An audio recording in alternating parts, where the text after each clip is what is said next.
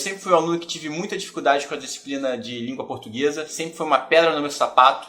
Eu prestei o concurso para o TRT da primeira região, Rio de Janeiro, consegui gabaritar toda a parte de português. Hoje, além de aluno, eu sou colega de trabalho dele no TRT e queria aqui deixar o meu agradecimento, o meu abraço para o professor Marcelo Rosenthal. Fui aluna dele, preparatório para o TRT de uma forma muito rápida. Eu aprendi o português, fiz o concurso, fui aprovada e sou servidora do TRT desde então. O professor Marcelo Rosenthal, ele está ali para ensinar a gente a colocar o X no lugar certo na hora da prova. Quando eu comecei a estudar, uma das grandes dificuldades que eu tive foi na matéria de língua portuguesa.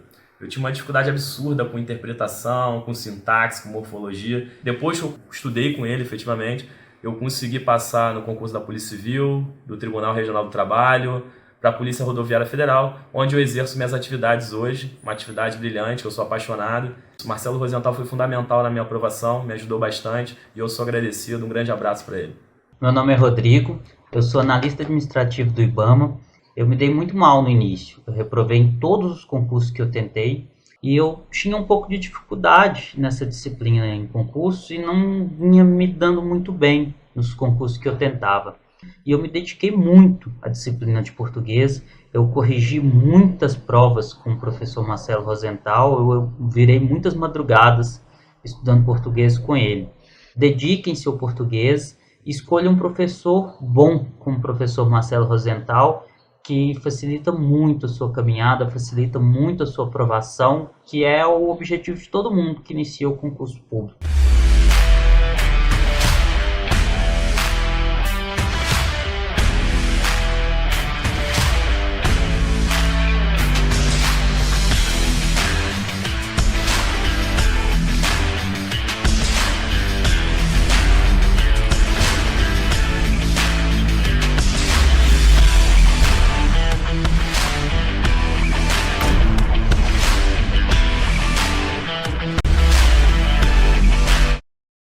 Salve, salve, galera! Estamos aqui juntos novamente. Juntos, porém não muito, hein, galera? Vou ser muito sincero com vocês. Meu maior defeito é minha maior qualidade.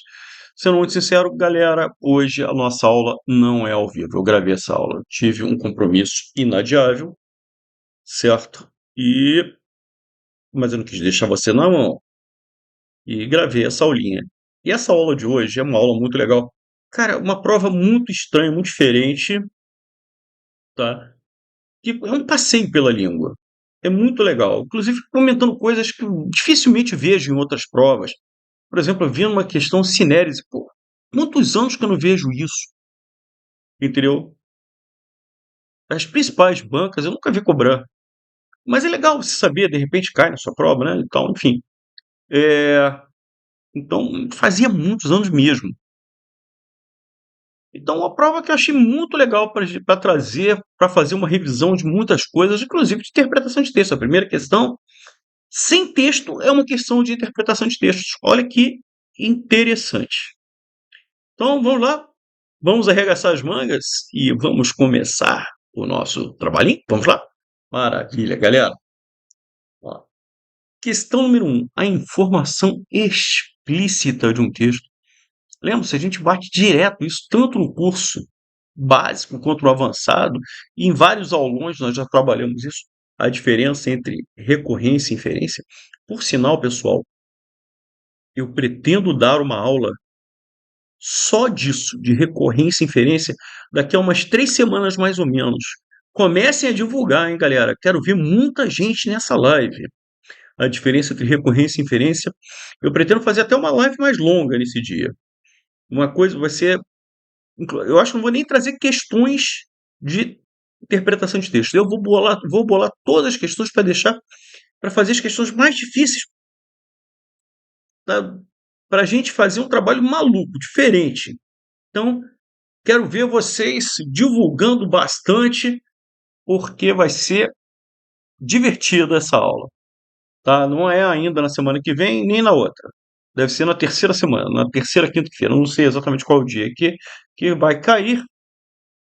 Né? Hoje é dia 19, 26, né? 2, deve ser dia 9 de abril.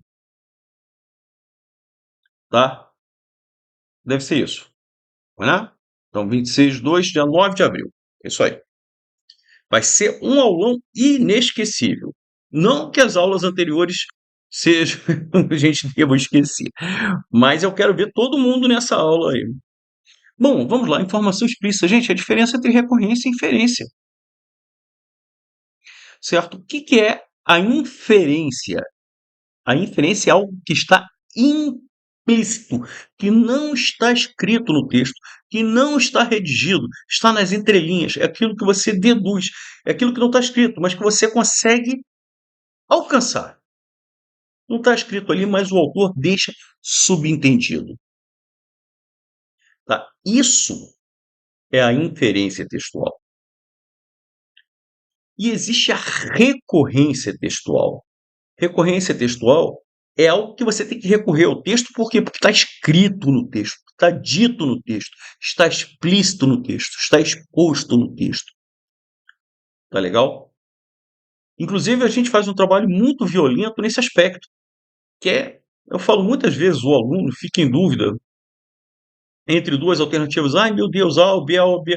E por que o aluno, muitas vezes, nessas questões, fica em dúvida entre duas alternativas, entre as opções A e B? Por quê? Porque o aluno não é burro. É porque A e B são coerentes com aquele texto. Então, A e B são coerentes. Então, muitas bancas fazem essa maldade, essa crueldade. Colocam duas alternativas que são coerentes com o texto. Só que uma apresenta uma informação que está explícita, escrita, dita diretamente no texto, e a outra apresenta uma informação que está subentendida, que não está escrita no texto, mas que você consegue deduzir. Está além do texto, mas que é lógico em relação ao texto. Pelas informações que você extrai do texto, você consegue deduzir aquilo. Certo? Você consegue inferir aquilo. Qual vai ser a resposta? Aí vai depender do quê? Do enunciado da questão. Se o enunciado da questão disser o autor disse isso segundo o texto, conforme o texto, de acordo com o texto, a informação tem que estar explícita no texto. Tem que estar exposta, tem que estar escrita diretamente no texto, tem que estar dita diretamente no texto. Certo? Agora, informações do tipo infere-se do texto, tá? Deduz-se do texto, depreende-se do texto, é o que está além do texto. Ele não quer a resposta que está explícita, algo que está escrito, não. É algo que você vai inferir, aquilo, algo que você vai. Se você vai deduzir algo, é porque aquele algo não está escrito. Eu até faço uma brincadeira da diferença entre o que o autor diz tem que estar dito lá, escrito diretamente, e o que o autor quer dizer. O que o autor quer dizer não pode. O que ele. Né? Quando você pergunta assim, o que fulano disse? O que você quer saber? O que o cara disse, o que está escrito, o que está dito. Agora, quando você pergunta assim, o que fulano quis dizer com aquilo? Você não quer saber o que ele disse. Isso você sabe. Mas o que ele quis dizer com aquilo? É o que ele não disse, mas ficou nas entrelinhas. Ficou implícito, ficou subentendido. Isso é inferência. Então, quando ele pede uma informação explícita, isso aqui o que é? Recorrência. Recorrência pura. Recorrência textual pura. Então, ele quer o quê? Que está escrito, está dito no texto. Está lá diretamente, você não precisa deduzir nada, você não precisa inferir nada. Então, o autor disse, tem que estar dito. Segundo o autor, segundo o texto, tem que estar escrito lá. Então, tem que estar dito, tem que estar escrito. Ou num texto verbal tem que estar dito, ou num texto escrito tem que estar redigido, tem que estar escrito. Beleza? Então, questão número 1, letra C. Questão número 2, a palavra pôde. Gente, repare que numa das alternativas aparece a palavra sinérese. Eu vou falar já já sobre isso. Eu até abri uma página aqui para a gente falar sobre isso. Foi aquilo que eu disse, né? Por exemplo, eu nunca vi isso cair em concurso. Sinérese, diérese. Tá legal? Mas nessa prova caiu, não custa nada comentar. Sei lá, né? Vai que no seu concurso isso cai. Então não custa nada. Né? Assim, dou aula há 40 anos. Para concurso público, há 37. Nunca vi isso cair em prova. Foi a primeira vez. Mas, de qualquer forma, tá aqui, né? Gente, lembrando, o que é um hiato? Hiato é quando você tem duas vogais. Ah, Rosenthal, você não tem que dizer que tem que ser duas vogais em sílabas separadas? Você não precisa dizer isso. Por quê? Porque cada sílaba tem uma vogal, somente uma vogal, sempre uma vogal. Ah, Rosenthal, na palavra eu vou, você não tem duas vogais? Não. Só tem uma vogal. O é vogal. O U é uma semivogal. O que significa semi? Semi significa metade. Semicírculo é metade do círculo. Semivogal é metade de uma vogal. Então, em voo, qual é o som mais forte? É do O, por isso que é uma vogal. O U, o som mais fraco. É metade do som. Metade da força. Tá? Então, na realidade, até um ditongo decrescente. Por quê? Porque o som é mais forte. Então, vai do som mais forte para o som mais fraco. Então, é um ditongo que decresce. Ah, Rosenthal, e num tritongo? Você não tem três vogais? Não. Na palavra iguais, que eu tenho duas sílabas, aqui o que eu tenho? Eu tenho o U, que é uma semivogal, o A, que é o som mais forte de iguais, é o A, é a vogal, e depois eu tenho o I, que é uma semivogal. Então, eu tenho um tritongo, formado por um ditongo que cresce e depois um ditongo que decresce, um ditongo crescente e um ditongo decrescente. Um ditongo que é o primeiro, o som aumenta do U para o A, depois o som diminui do A para o I. Tá legal? Agora, obviamente, pode não tem nem hiato nem ditongo. Você pode logo marcar, eliminar A e C. Daqui a pouquinho eu vou comentar sobre sinérese. E aí o candidato, obviamente, fica em dúvida entre duas alternativas. Ou a letra B de bola, tonicidade, ou a letra D de dado, né, indicar, especificar o passado. Gente, existem essas duas palavras, pode e pôde. Em ambas, a sílaba tônica é a primeira. As duas palavras são paroxítonas. Então, a sílaba tônica é a primeira de qualquer forma. A tonicidade está na primeira sílaba. As palavras são paroxítonas, lembra-se? A palavra paroxítono é aquela cuja sílaba tônica é a penúltima. Certo? Isso é óbvio. Se a palavra só tiver duas sílabas, a penúltima corresponde à primeira, né? Tá legal? Bom, enfim, então, pode que não tenha acento, a sílaba tônica também é pó. Então, não é o que está indicando a tonicidade, não é porque é mais tônico. Porque a que está sem acento também é a mais tônica. Na realidade, o que acontece? Para que serve esse acento? Como é que ele se chama? Como é que esse acento se chama? Acento diferencial. Esse acento se chama diferencial. Por quê? Porque a finalidade dele é diferenciar, é distinguir. Pode, que é o pretérito perfeito do indicativo, pode, que é o presente do indicativo. Então, na realidade, este acento aqui, que é um acento de caráter distintivo, ele tem uma finalidade, que é diferenciar o passado do presente, o pretérito perfeito do presente. Então, na realidade, olha lá, você está especificando o passado. Porque se você não colocar o acento, esse verbo vai estar no presente cativo. Então, é um acento diferencial, que tem a finalidade de especificar. Ó, eu não estou falando sobre o presente, estou falando sobre o passado. Daí a ocorrência do acento. E muda, inclusive, o timbre, né? De timbre aberto, pode, para o timbre fechado. Enfim, é um acento diferencial que tem a finalidade de demarcar o pretérito perfeito. Pretérito significa a mesma coisa que passado. Beleza, galera? Vamos falar sobre sinérese agora. Gente, o que é a sinérese? Gente, existe uma coisa chamada metrificação. Em poemas, tá? É muito comum você contar hiatos como se fossem ditongos. Então, piano, por exemplo, quando você separa silabicamente, fica assim, piano, geada. Mas em poesias, eles forçam a velocidade, aumentam a velocidade desse I com esse A, certo? Para formar não um hiato, e sim um ditongo. Então, na contagem da sílaba, se você falar muito rápido, tá? No aumento de velocidade da fala, você transforma aquelas duas vogais numa semivogal, numa vogal. Então elas passam a funcionar como se fosse um ditongo. Paetê é paetê. É assim que se separa silabicamente. Tá? Mas, por exemplo, num poema é comum a gente falar como se fosse pai. Então vira uma coisa só. Pai, paetê. Então você transforma o hiato em ditongo. Isso é muito comum no processo de metrificação dos versos. Já a diérese é justamente o caminho oposto. Você transforma o ditongo em hiato. E geralmente essas situações aqui são por erro mesmo. Aí não é nem. Dificilmente seria por razões de metrificação. Tá? É desconhecimento de como a palavra deve ser pronunciada. O que eu já vi de gente falar reivindicar, não é reivindicar.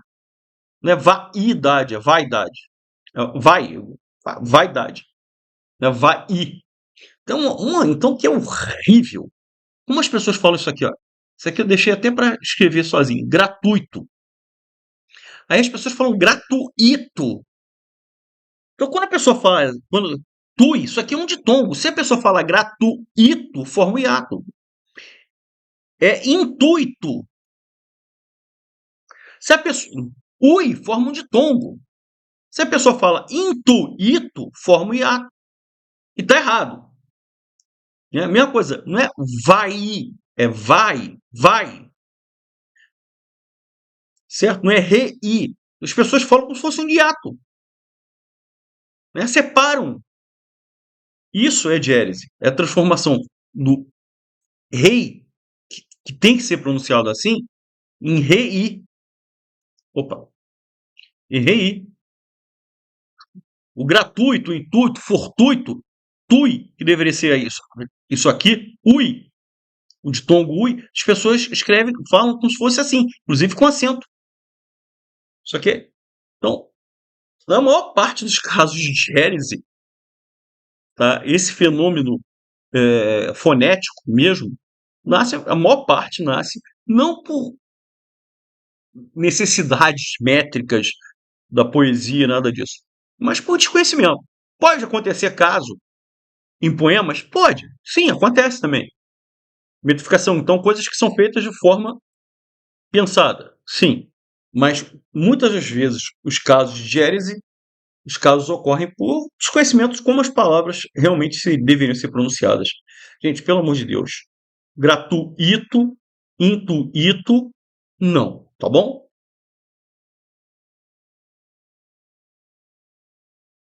Bom, vamos lá. Uma questãozinha de crase. Marque a alternativa incorreta sobre o uso da crase. Vamos lá.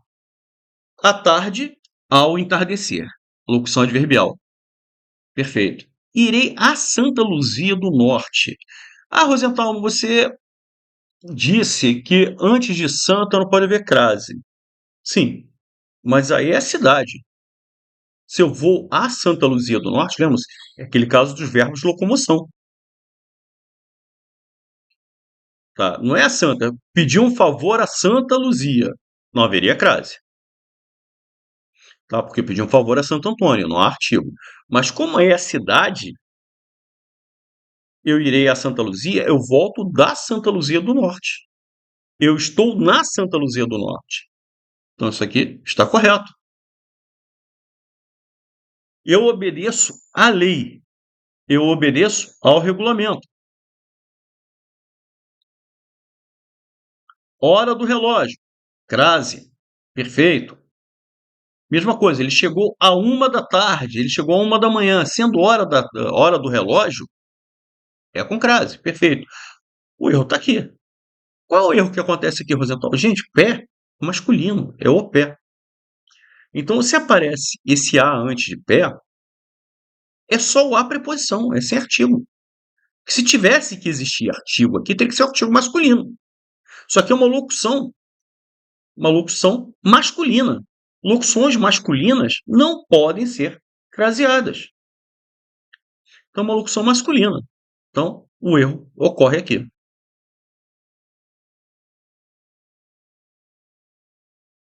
Beleza?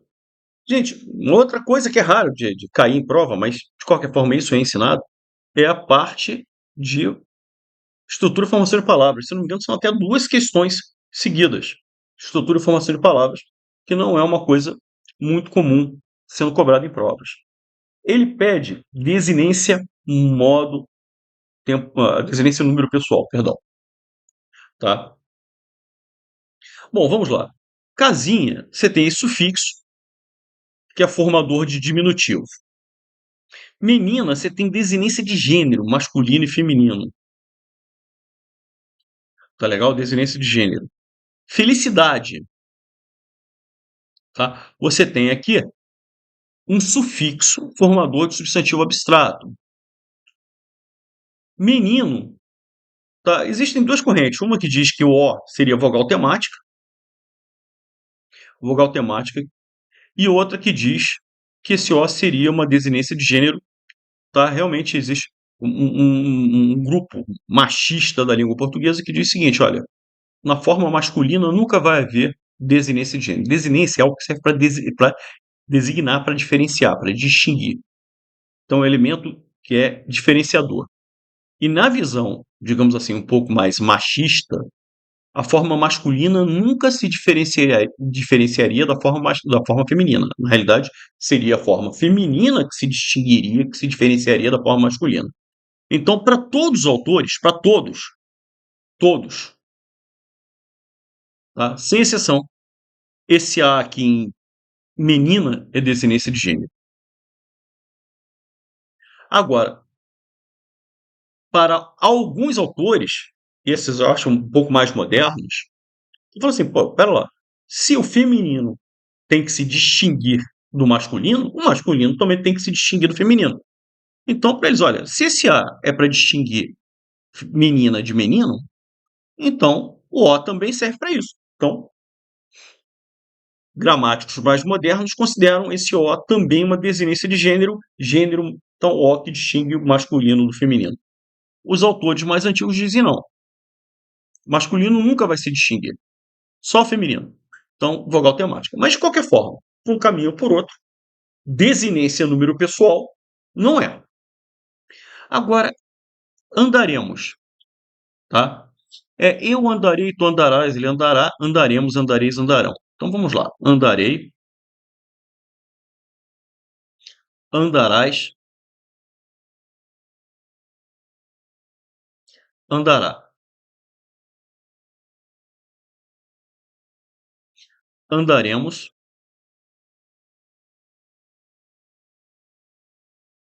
andareis e andarão. Certo? Gente, o radical, verbo andar, é um verbo de primeira conjugação. Certo? Esse Azinho aqui que faz com que o verbo seja de primeira conjugação. Esse A aqui é a vogal temática. Certo? Então, olha lá. Eu tenho ande, que é o radical. Ande, que é o radical. Esse Azinho aqui é a vogal temática. É aquele aquela vogal que indica a conjugação do verbo. É um verbo de primeira conjugação, um verbo terminado em AR. Certo? Juntando o radical com a vogal temática, nós temos uma coisa chamada tema. Tema. Tema é o somatório do radical com a vogal temática. Olha só. No futuro do presente, a desinência DMT. O que é DMT? É desinência modo temporal. Ou seja, é aquilo que designa o tempo e o modo do verbo. Se é modo indicativo, subjuntivo, e o tempo, se é pretérito, se é presente, se é futuro. Tá? No futuro do presente, que é o caso de andarei, andarás, andará, andaremos, andareis, andarão, o que demarca que o verbo está no futuro é RE ou RA. Você vai ver que vai aparecer re, irá em todas as formas. Re, ra, ra, re, re, irá. Certo? Então, esse oure, orá, é a desinência modo temporal. Porque é esse re ou esse irá que vai determinar que o verbo esteja no futuro tempo do indicativo, modo, da desinência modo temporal. Ok? Então, é essa variação do re por ra e irá que vão indicar que esse verbo está no futuro. E o que sobrou é o que distingue cada pessoa dentro desse tempo. Então, o que faz com que andarei esteja na primeira pessoa do singular é esse izinho. Isso aqui é o que designa a pessoa e o número singular ou plural. Então, isso aqui é DNP, desinência número pessoal. S, no caso de andará, nada, o zero, a ausência. E o mos é o que determina que o verbo esteja na primeira pessoa do plural, primeira pessoa, do plural, número. Aliás, vocês já repararam que MOS aparece? Repare só, o dia que você parar para estudar, MOS vai aparecer na primeira pessoa do plural de todos os verbos, todos, sem exceção, inclusive os verbos mais irregulares, mais anômalos, de todos os tempos. Todos os verbos, todos, na primeira pessoa do plural. Tanto faz o tempo, tanto faz o verbo. Se o verbo estiver na primeira pessoa do plural, vai ter MOS. Então, MOS, a terminação MOS indica que o verbo está na primeira pessoa. Então, uma desinência de primeira pessoa. Pessoa. Do plural. Não é a primeira pessoa do singular. MOS é nós. Então, isso aqui é desinência número pessoal. É essa a resposta. Então, questão número 4, letra A. Questão número 5. De novo, uma questão que indica, que pede esse trabalho de estrutura e formação de palavras. Né? Qual foi o processo de formação? E ele pede especificamente uma derivação regressiva. Então, primeiro, antes de mais nada, a derivação. A palavra aguardente você já elimina de cara. Por quê? Porque aguardente, na realidade, tem dois radicais. Então, não é uma derivação, e sim uma composição. É uma composição. Você juntou duas palavras, água e ardente. Inclusive, quando você junta essas duas palavras, água e ardente, quando você junta, repare que um desses A's aqui, tanto faz, o A do final do água ou A do início de ardente, um desses A's some. Então, há uma perda de fonema, há uma perda de som. Você não fala água ardente, não, você fala água ardente, vira uma coisa só. Então, o som desses dois A's se transforma num som, num A só. Certo? Então, isso aqui é o que se chama de composição por aglutinação. Tá? Justaposição, aliás, a palavra justaposição é um caso de justaposição. Você junta a palavra justa com a palavra posição e você não tem perda de nenhum vocábulo, de nenhum fonema, nenhum som. Beleza? Então, isso aqui você já pode eliminar, porque sequer é um caso de derivação. É um caso de composição. Desleal, o que você tem? Prefixo, des, que dá a ideia de negação, prefixo mais o radical. Então, nós temos uma derivação prefixal. Empobrecer, gente, o que é? A palavra é a palavra pobre. Né? Nasce de pobre. E aí você é obrigado a acrescentar o prefixo e o sufixo simultaneamente para formar verbo, Como é que se chama esse processo formador de verbo em que você é obrigado a agregar prefixo e sufixo simultaneamente? Isso aqui é o que se chama de parassíntese. Parassíntese ou, né? Palavra que se deriva de parassíntese, parassintética, uma derivação parassintética. Felicidade, o que você tem? O radical, feliz, mais o sufixo. formador do substantivo abstrato. Crítica. Por que crítica é a resposta, que é a derivação regressiva? Gente, crítica vem de que palavra? Crítica vem de criticar,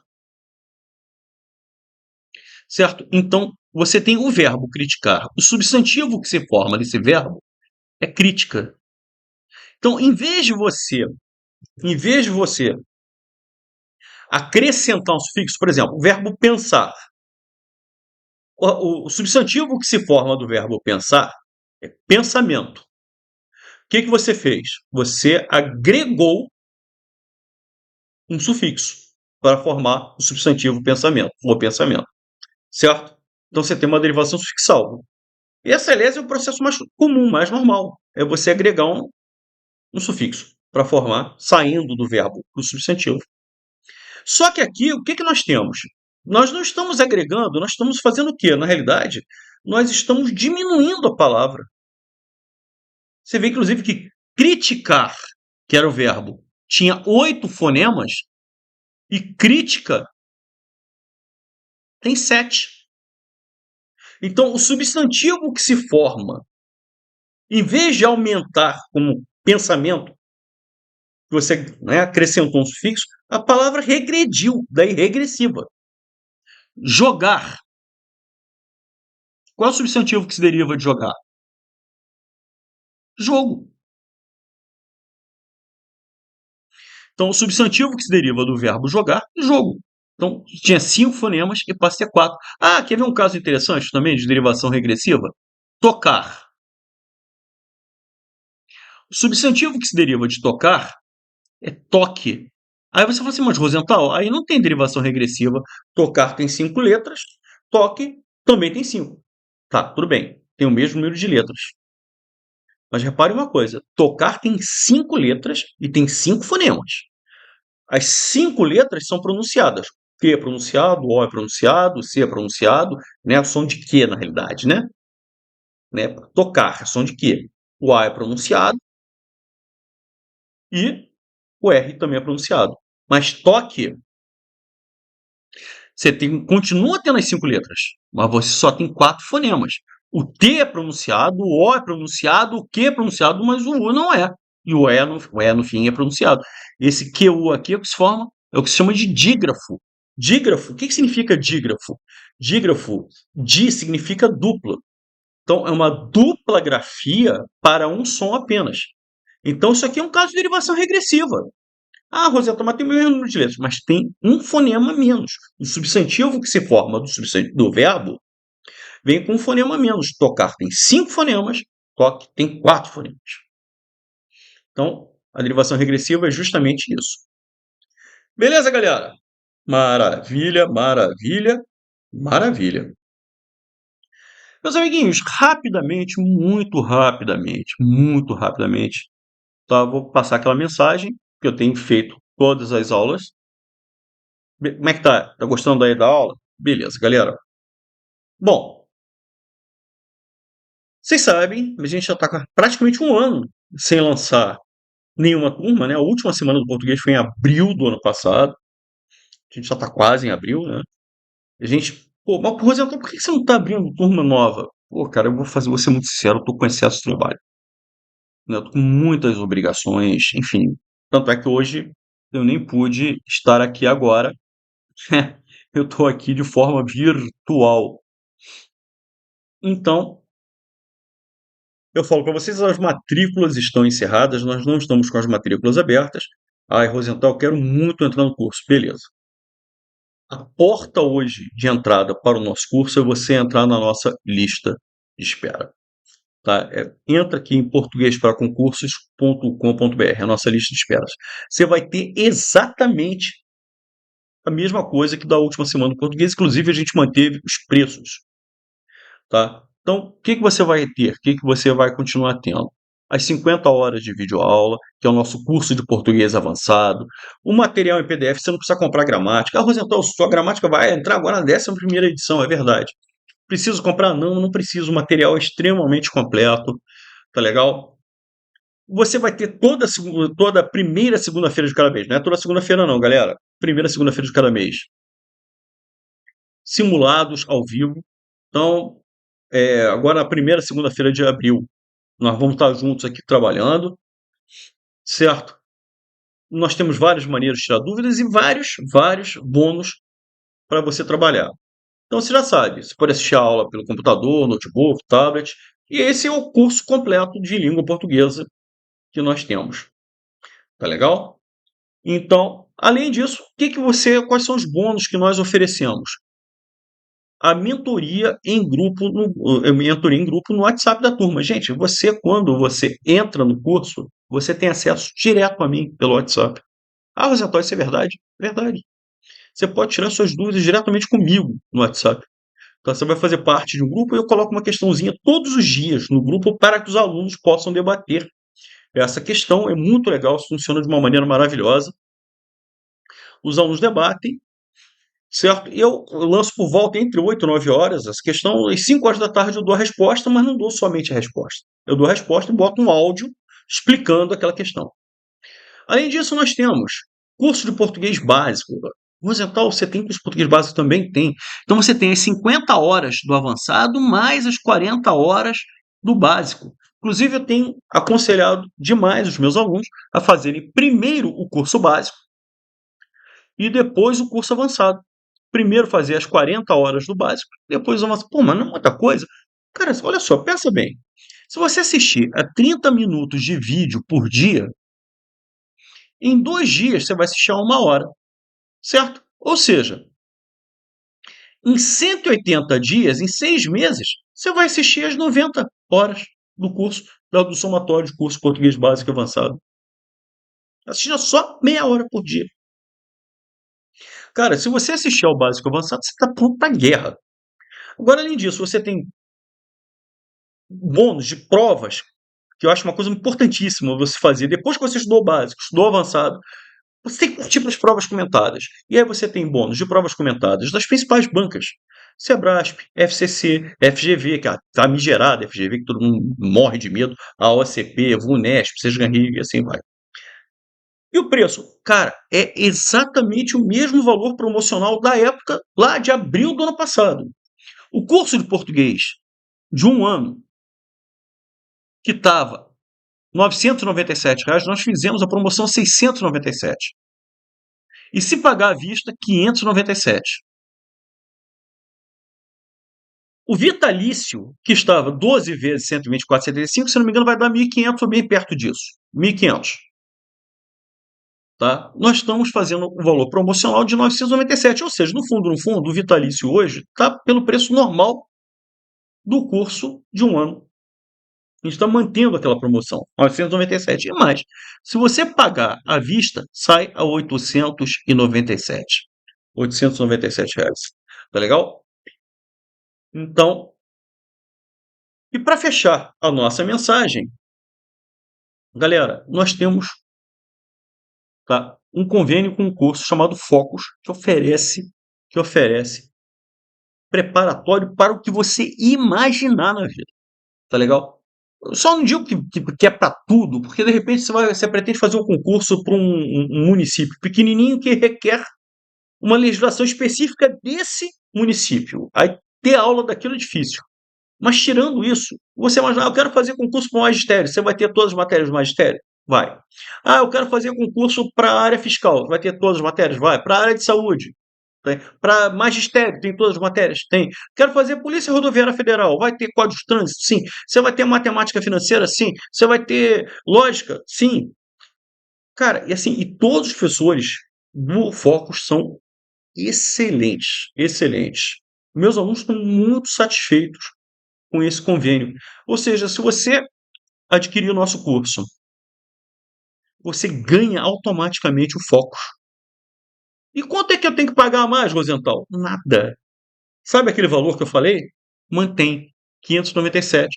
Ah, Rosenthal, eu quero fazer 1 ano. Pode. Você vai fazer 1 ano o Focus e 1 ano o português para concurso, PPC comigo. Então você tem 1 ano os dois. 1 ano do Focus e 1 ano do português para concurso. Rosenthal, eu quero fazer o vitalício. Aí eu tenho que chamar a atenção de vocês. Vitalício é só o português para concurso. O Focus não faz assinatura por mais do que 1 ano. Então, vitalício é o PPC, é o curso comigo. tá? O Focus é 1 ano só. Mas os dois dão direito. Ah, Rosenthal, eu fiz a opção, vou fazer 1 ano.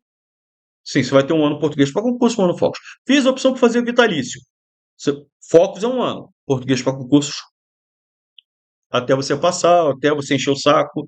Passei no concurso, quero continuar estudando, beleza, pode, não tem problema nenhum, nada impede. Tá? Qual é a vantagem de fazer o vitalício? Que você não precisa renovar mais comigo. Você vai poder continuar estudando comigo sem precisar renovar. Entendeu? Se você levar 5 anos para passar no concurso, a parte de português você vai ficar comigo eternamente. Tá? É isso. Então, os valores estão mantidos. Não alteramos em nada, olha. Não contabilizamos inflação, qualquer coisa do gênero, enfim. Então, é isso, tá? Lembrando, se pagar à vista, 597 e o vitalício, 897. É isso aqui. Ah, como é que eu faço?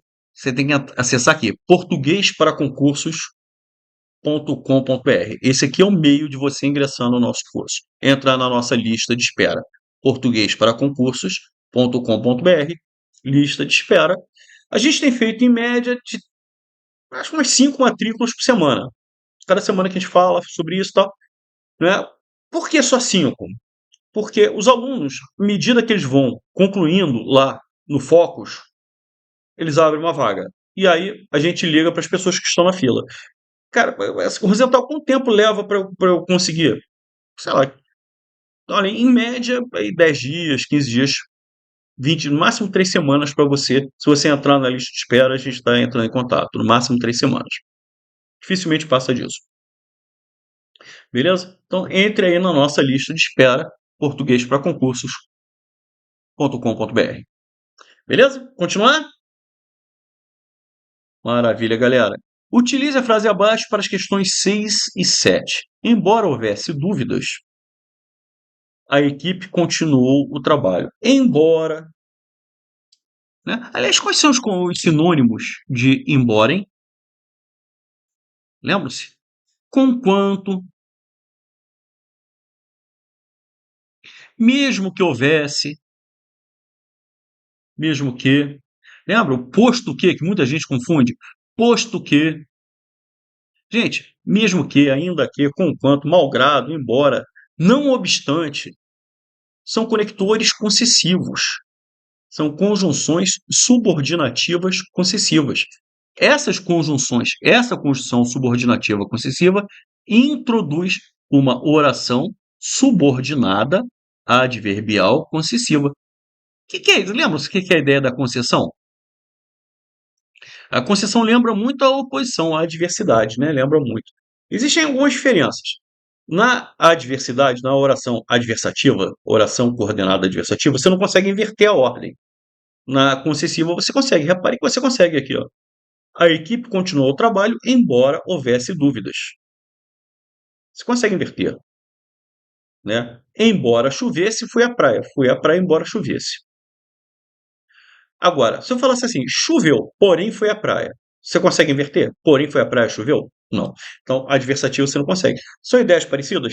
São ideias parecidas porque, de alguma maneira, estabelecem algum tipo de oposição. Né? Então, embora chovesse, foi à praia. O fato de chover, de alguma maneira, impõe algum tipo de obstáculo para ir à praia. Atrapalha. Mas a ideia da concessão é justamente essa ideia de algo que pode até atrapalhar, mas não impede o desfecho. Né? Eu fui à praia? Eu fui. O fato de chover atrapalhou? Eu posso dizer que até atrapalhou. Mas impediu de eu ir à praia? Não. Então, a ideia da concessão é essa ideia de impotência, de algo que até atrapalha, mas não chega a impedir o desfecho.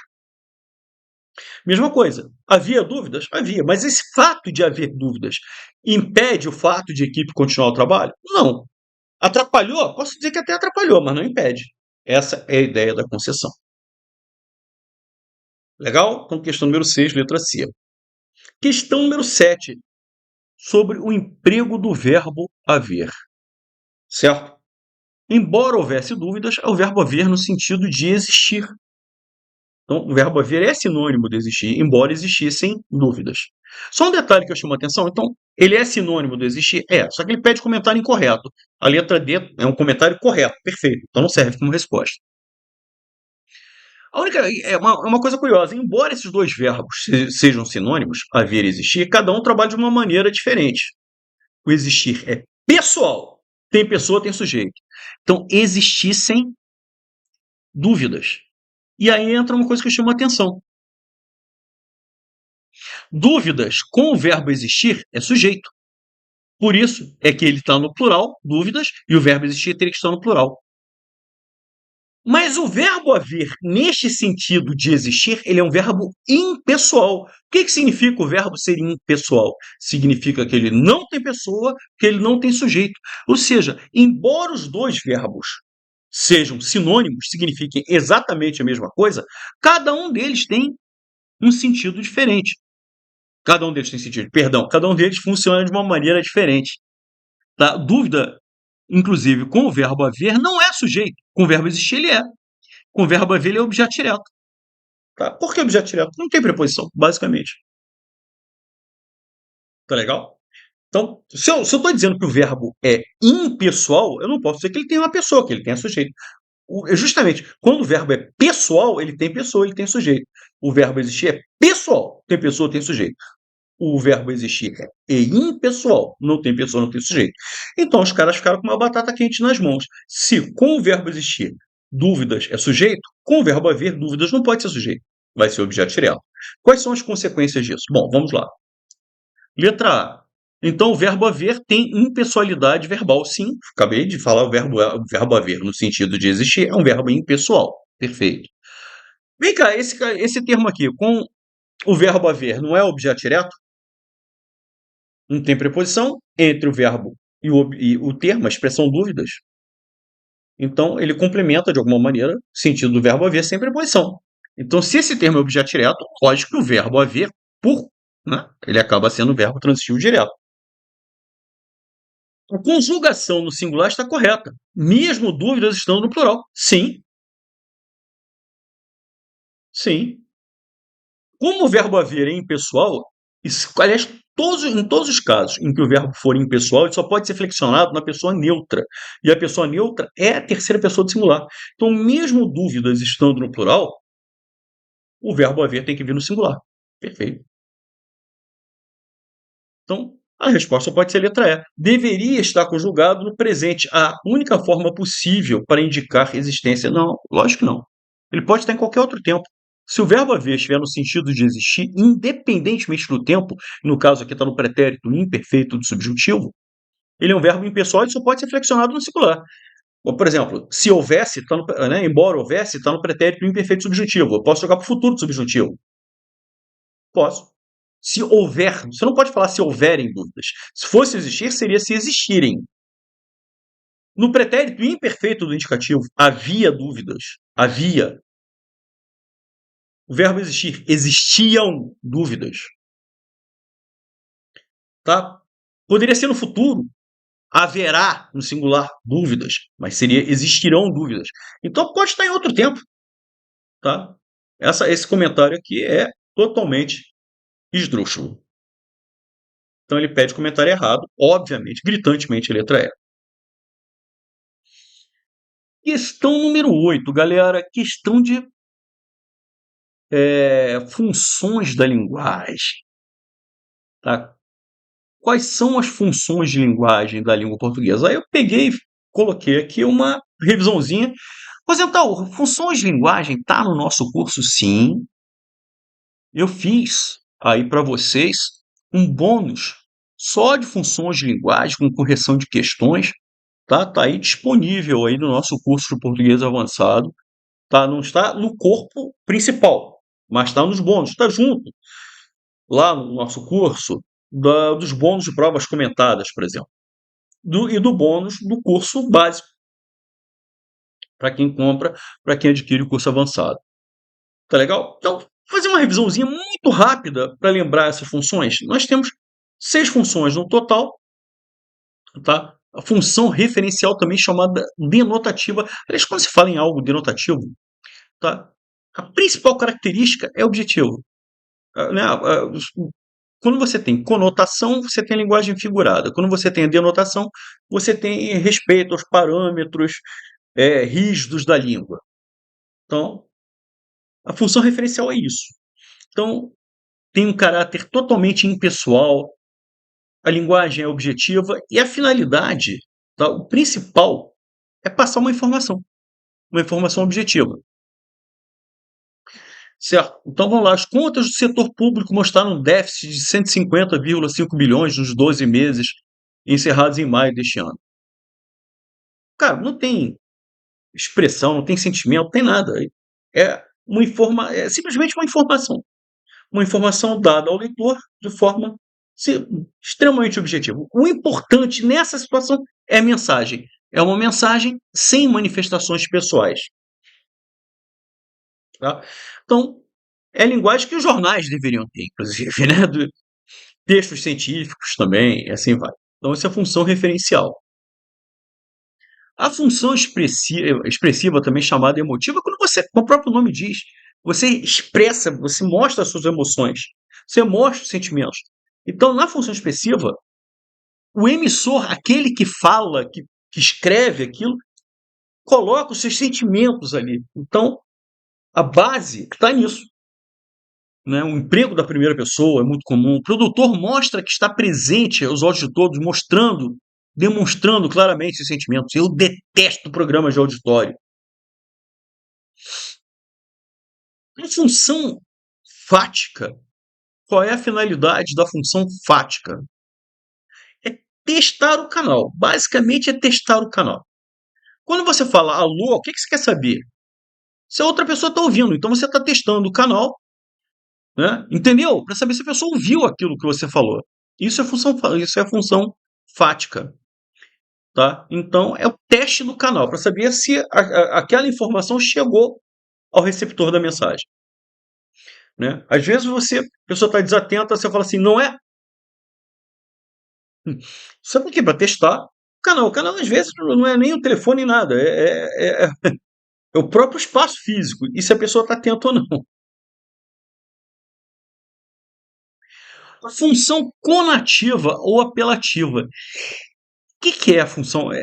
A ideia é envolver o leitor. É tentar persuadir o leitor. Tá legal? Então, é uma linguagem muito típica de discursos, sermões, de propagandas. Tá? Então, em discursos políticos, o cara tenta te envolver naquilo, né? Propaganda, o cara tenta te convencer a comprar aquilo ali.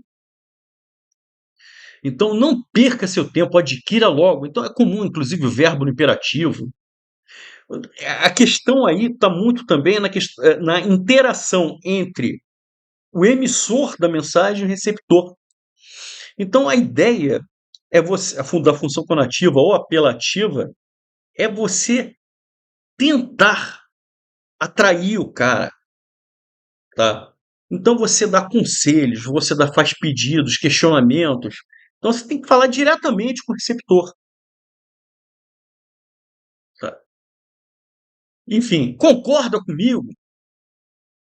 Então, adquira logo o seu automóvel. Isso é linguagem típica da função conativa, de tentar convencer o cara a adquirir alguma coisa. Nos discursos políticos, você está fazendo o quê? Você está tentando convencer a pessoa com quem você está interagindo a votar em você.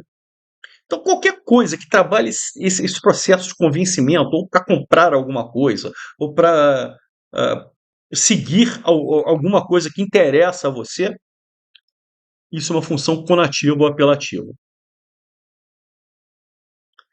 Tá? Função metalinguística. O que é isso? É quando você utiliza um determinado tipo de linguagem para falar de si mesmo. Então, quando você tem cinema falando de cinema. Por exemplo, tem um filme que eu adoro, que é a Rosa Púrpura do Cairo. Tá? Um filme que eu acho sensacional. O personagem principal sai da tela e começa a interagir com as pessoas. Então, é o cinema falando sobre o cinema. Então, é um filme que fala sobre filmes. né? Tem um filme também que eu acho muito legal que se chama Ed Wood, o pior diretor do mundo. Então é um filme que fala sobre um diretor de cinema e sobre os filmes que ele fez. Então quando você tem o cinema falando sobre cinema, tem uma música pela qual eu sou totalmente apaixonado, do Milton Nascimento, se chama Certas Canções. Então, certas canções que ouço cabem tão dentro de mim que perguntar carece como não fui eu que fiz. Ele gosta tanto da música, ele fala assim, meu Deus, como é que eu não fiz essa música? Isso é maravilhoso. Então você tem uma música falando sobre música, tá? Isso o que que é? Metalinguagem. Quando você tem a língua falando sobre a língua, né? Sujeito é o termo com quem o verbo é obrigado a concordar. O que que nós estamos fazendo aqui? Nós estamos dando uma definição para sujeito, certo? Então, por que que a gente está falando que nós temos aqui uma ciência falando sobre ela própria? Nós estamos utilizando a língua para ensinar elementos sobre a língua. Então, utilizando a língua, né, dando a definição de sujeito, certo que é um elemento da própria gramática. Então, é a língua sendo utilizada para ensinar a própria língua. Beleza? Maravilha. E nós temos, por fim, a função poética. Engraçado, eu tô com a sensação de que eu pulei uma função, tá? Eu pulei, mas não tem problema que eu explico de qualquer jeito, tá? Ah, não tem problema nenhum. Também, bom, vamos lá. 6, função poética. Função poética é o texto poético, que tá, tudo bem, a mensagem é importante, mas também é importante o quê? A estética. Não é importante somente aquilo que você diz, mas como você diz. Como você diz de uma forma bonita, esteticamente bonita, com rimas, com ritmo. Valeu a pena? Tudo vale a pena se a alma não é pequena. Olha lá, as rimas, dando um ritmo. Quem quer passar além do bojador tem que passar além da dor. Pô, isso é sensacional, né? Deus ao mar o perigo e o abismo deu, mas nele é que espelhou o céu. Então, a poesia tem esse caráter de, né, de dar prazer ao ler, não só pela mensagem, mas pela forma estética. Tá? Bom, e você tem na realidade, no caso, a resposta é a letra D, dado que nenhuma das formas que estão aqui, das funções que estão aqui, tá? Mas não tem problema. Injuntiva, também chamada de instrucional. O que é injuntivo instrucional? Você vai falar assim, Rosenthal, vai lembrar um pouco a função conativa, não é? A função conativa ou apelativa. Lembra um pouco por causa do imperativo, mas a função conativa ou a função apelativa, que significa a mesma coisa, tá? Ela tem uma finalidade de convencimento, de fazer com que você compre uma coisa, de fazer com que você vote em alguém. A linguagem injuntiva ou instrucional não tem essa função de convencimento. A injuntiva ou instrucional, ela tem uma outra finalidade, que é instruir você a fazer alguma coisa. Quando você compra um jogo, você comprou o War, tá? Aí você não sabe jogar o War, você vai receber um manual de instruções. Aquele manual de instruções vai ensinar você a jogar o War. Aquilo ali é um texto injuntivo ou instrucional. Tá? Não é exatamente. Porque ele utilizou a palavra função, mas não é exatamente. Isso aí na realidade, é até o que nós chamamos de gênero textual. Um gênero textual injuntivo. É que tem essa finalidade de ensinar. Você quer saber, quer fazer um bolo. Aí você vai ler um texto de como se produz aquele bolo. Certo? Isso aí é um texto injuntivo ou instrucional. Beleza? Então, o texto injuntivo é isso. Né? Você comprou um armário. Você tem que montar. Você recebe manual de instruções. Tá? Então, aqui, quando você compra um remédio, tá? E vem assim, administre o medicamento conforme orientação médica, certo? Então, ele está te orientando, está te instruindo como é que você deve tomar aquele remédio. Não é como está escrito aqui na bula, mas sim como o médico te orientou. Então, é um texto de instrução, de orientação para fazer alguma coisa. Por isso que a resposta é letra D de dado. Tá? Questão número 9, uma questão é, deve ser, vai ser, com certeza vai ser anulada. Tá? Por quê? Porque tem duas respostas. Tá? Bom, vamos lá. As palavras ideias, voo e linguiça estão erradas. Indiscutível. Tá legal? Ótimo. Ideias, o ditongo aberto, ei, só continua com acento se esse ei, se ditongo aberto, som aberto, não é ei, som aberto, ei, só continua com acento se esse ei estiver na última sílaba. Por exemplo, réis. Ah, Rosentão, mas você quer a primeira sílaba? Sim, a primeira e a última, só tem um. Então, se é a última, você mantém o acento. Mesma coisa, menestréis. Agora, ideias não. Porque ideias, quando você separa silabicamente, fica assim. I, as. Então, esse é já não está mais na última sílaba. Herói, continua com acento. Heróico, não. Voo, esse o perdeu acento. O, os dois os, os dois es juntos perderam acento. Linguiça, trema, só existe agora em palavra estrangeira. Miller, meu sobrenome é Miller. Aí é o sobrenome da pessoa, certo? Bom, a resposta que eles deram é autoescola. Perfeito, autoescola realmente se junta. Prefixo alto com escola. Tá, alto, você só vai colocar o hífen se depois alto acaba em O. Se viesse o elemento seguinte começar com O, né, que então, o elemento seguinte seria o mesmo elemento que acaba o primeiro, que acaba o prefixo, OH. Essa é a regra. Então, alto acaba em O. Então, se o segundo elemento começar com O ou com H, você vai colocar hífen. Senão, você junta tudo. Foi o que ele fez. Perfeito. Anti-inflamatório. Mesma coisa. Anti, certo? Acaba em I. Se o elemento seguinte começa na letra I, você tem que colocar hífen. Ou na letra H. Certo? Como o elemento seguinte é inflamatório e começa com a letra I, tem que ter o hífen. Tá certo também.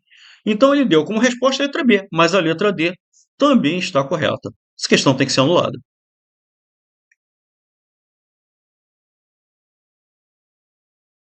Por fim, questão número 10. Cara, olha só, o passeio que se fez. Ortografia, porra, até cinéria a gente falou hoje.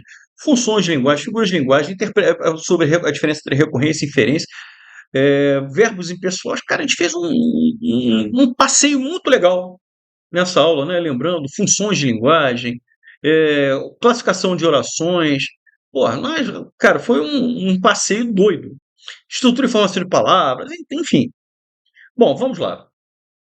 Então, vamos à nossa última questão. Eita, fiz uma besteira aqui, mas vou resgatar. Não tem problema. Tá? Só eu mesmo que consigo fazer essas besteiras. Opa, fiz de novo. Mas não há de ser nada. Vamos lá para a última questão.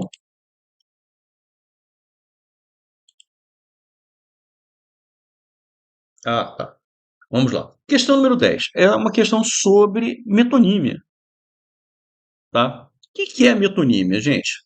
A metonímia é a substituição de um termo por outro, mas que tem uma relação lógica e coerente. Tá? Então, por exemplo, autor pela obra. Ele nunca leu Machado de Assis. Cara, você não leu Machado de Assis. Você lê a obra do Machado de Assis. Você lê os livros do Machado de Assis. Você substituiu a obra pelo autor. É comum você fazer isso. Isso é metonímia. O conteúdo pelo continente. Comi 2 pratos. Você não comeu o prato, porra. Você come a feijoada que está no prato. Então você troca o conteúdo, que é feijoada, o churrasco, a macarronada, pelo continente, que é o prato. Mesma coisa, Graham-Bell permitiu que a humanidade se comunicasse melhor? Não, o que permitiu foi o telefone. Mas a gente está substituindo o inventor pelo invento. Você está trocando o invento, que é o telefone, por quem criou o telefone.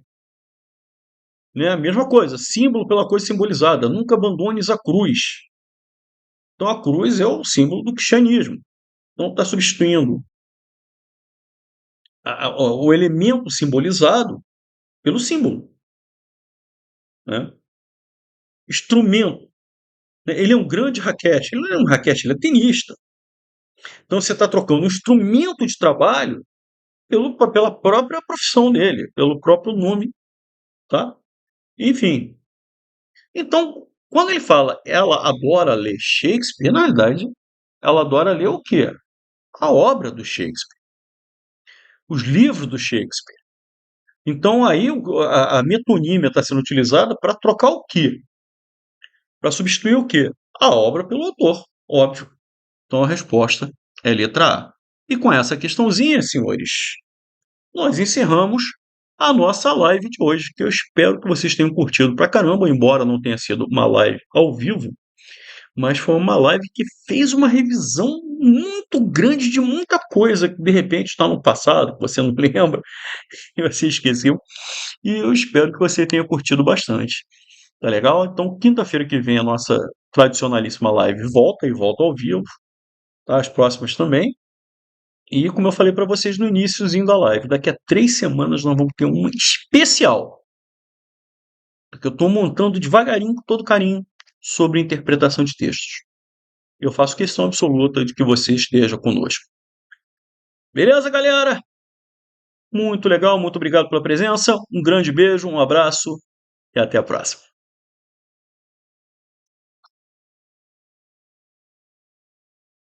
Olá pessoal, aqui é o William Douglas, juiz federal, professor e escritor, também conhecido por muita gente aí carinhosamente como guru dos concursos, e eu estou aqui para falar sobre concurso. Eu tenho o privilégio de conhecer vários dos melhores professores de língua portuguesa desse país. Tá? Essa convivência de concurso, de editora ímpetos, de convívio com associações de concurseiros, de viagem, eu realmente sou um privilegiado. E dentre os melhores professores do país, nós temos um cara chamado Rosenthal. Olha, Marcelo Rosenthal é o cara, tá? Vocês realmente vão estar nas mãos dele com um dos melhores professores do país, alguém que eu confio, alguém que você pode ter certeza que vai fazer você chegar muito longe. Meu nome é Rodrigo Nunes, comecei a estudar para concurso público em 2008. Eu era analista de sistema, trabalhava com desenvolvimento de software e em determinado momento eu cansei da atividade privada e tentei buscar o sonho aí de ser policial, né? Escolhi essa carreira, que é uma carreira que eu sempre fui apaixonado, e decidi estudar para os concursos da área policial, aí, especificamente para a Polícia Rodoviária Federal. E quando eu comecei a estudar, uma das grandes dificuldades que eu tive foi na matéria de língua portuguesa. Eu tinha uma dificuldade absurda com interpretação, com sintaxe, com morfologia, e eu acredito que essa seja a dificuldade da maioria dos candidatos aí, uma das principais dificuldades que o candidato tem quando começa a estudar. Desde então eu busquei vários e vários professores para tentar aprender essa disciplina, até que eu encontrei um professor chamado Marcelo Rosenthal, que finalmente conseguiu me fazer entender o português, me ensinou efetivamente como é que eu começo a fazer uma questão, como eu começo qual é o ponto de partida para você resolver uma questão de português, e me ajudou bastante. Depois que eu fiz o curso com ele, que eu estudei com ele efetivamente, eu consegui passar no concurso da Polícia Civil, do Tribunal Regional do Trabalho, para a Polícia Rodoviária Federal, onde eu exerço minhas atividades hoje, uma atividade brilhante, eu sou apaixonado. E é isso, Marcelo Rosenthal foi fundamental na minha aprovação, me ajudou bastante e eu sou agradecido, um grande abraço para ele. Oi pessoal, meu nome é Ana, eu sou servidora aqui do TRT do Rio. Eu queria falar para vocês como eu sou agradecida ao professor Marcelo Rosenthal, de português. Em 2004, foi a primeira vez que eu fui aluna dele, e preparatório para o TRT de uma forma muito rápida. Eu aprendi o português, fiz o concurso, fui aprovada e sou servidora do TRT desde então. Eu recomendo muito o curso do professor Marcelo, principalmente da forma como ele dá as suas aulas. Os exemplos que ele usa, a forma da didática dele, a gente não esquece. Já são 14 anos que desde a primeira vez que eu fui aluna dele, e eu consigo me lembrar ainda dos exemplos em sala de aula que ele dava. Então, eu digo para vocês que é um professor de qualidade, é um professor que, de uma maneira muito tranquila, às vezes engraçada, nos passa todo o conteúdo que a gente precisa para tirarmos uma boa nota na prova de português nos concursos. Então, eu recomendo. Já fui aluna dele depois em alguns cursos online, e são tão bons quanto o curso presencial. Então, eu digo a vocês, boa sorte. estuda em português, sim, dá para aprender. Eu aprendi. Então, todo mundo pode aprender. E o professor Marcelo Rosenthal está aqui para isso, para ajudar a gente a fixar o português. Como ele mesmo diz, ele está ali para ensinar a gente a colocar o X no lugar certo na hora da prova. Estou vindo aqui para deixar o meu relato com relação à experiência que eu tive com o curso de língua portuguesa do professor Marcelo Rosenthal. Eu sempre fui um aluno que tive muita dificuldade com a disciplina de língua portuguesa, sempre foi uma pedra no meu sapato, assim como eu acho que é a pedra no sapato de muitos alunos concurseiros aí que estão nessa vida de concurso público. Eu prestei o concurso para o TRT da primeira região, Rio de Janeiro, consegui gabaritar toda a parte de português, continuo estudando, não parei, ainda sou aluno do professor Marcelo, só que hoje, além de aluno, eu sou colega de trabalho dele no TRT e queria aqui deixar o meu agradecimento e o meu abraço para o professor Marcelo Rosenthal. Olá, meu nome é Rodrigo, eu sou analista administrativo do IBAMA e eu vou contar um pouco sobre a minha história no mundo dos concursos. Eu iniciei minha preparação de forma mais séria no ano de 2011 e, como a maioria dos concurseiros, eu me dei muito mal no início. Eu reprovei em todos os concursos que eu tentei, até que no final do ano de 2012 eu conheci os professores Marcelo Marcos e Rodrigo Menezes, e com eles uma série de ótimos professores, entre eles o professor Marcelo Rosenthal, de português. O professor Marcelo tem uma forma que eu considero muito correta de trabalhar a matéria. Ele trabalha tanto a questão da gramática quanto a questão de interpretação e leva as duas lado a lado. E eu tinha um pouco de dificuldade nessa disciplina em concurso e não vinha me dando muito bem nos concursos que eu tentava. Naquele ano em especial, final de 2012 para 2013, houve uma série de concursos e foi o ano em que eu mais fui aprovado em concurso e eu me dediquei muito à disciplina de português. Eu corrigi muitas provas com o professor Marcelo Rosenthal, eu virei muitas madrugadas estudando português com ele. E tinha um concurso em especial que eu queria muito ser aprovado aquele ano, que era o concurso do MPU, e o professor Marcelo, nas vésperas do concurso, em uma revisão, ele conseguiu acertar diversas questões que vieram a cair, e eu fui muito bem naquela prova, eu fui aprovado, eu tomei posse no MPU, cheguei a ser servidor, e com grande contribuição do professor Marcelo Rosenthal, eu sou muito grato a ele. Eu recomendo a todo mundo que está para fazer concurso que não deixe o português de lado, estudem, porque português é uma das bases mais importantes para o concurso, ela embasa a interpretação de textos para as demais disciplinas.